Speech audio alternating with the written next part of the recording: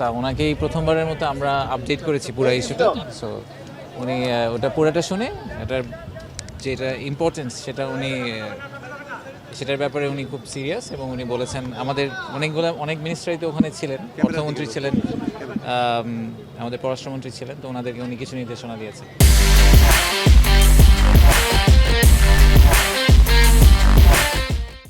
মানে সেটা আসলে মানে এই অন্তর্বর্তী সরকারের সময় থেকে এই প্রক্রিয়াটা চলছে নিউমনিং এর সাথে চুক্তি না, এটা আসলে আপনি ভুল বলছেন।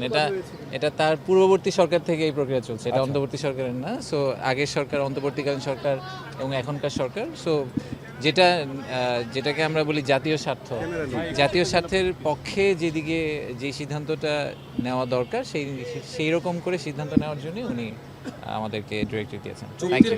Thank you.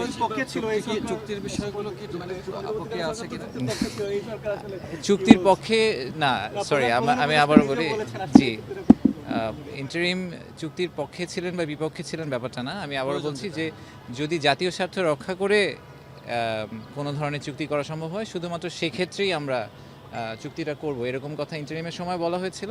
আমার মনে হয় যে কারেন্ট গভর্নমেন্টও সিমিলার একটা পজিশন হয়তো নিবে, বাট এখনো আসলে এটা প্রথম দিনের মিটিংস। আমার মনে হয় যে এটা নিয়ে খুব কনক্লুশন ড্র করা উচিত হবে না আপনাদের। না, উনি আজকে, আমরা ওনাকে ব্রিফ করেছি, উনি আসলে আজকে ব্রিফ আমাদেরকে করেনি, উনি শুনেছেন এবং কিছু প্রাইমারি গাইডেন্স দিয়েছেন। Thank you.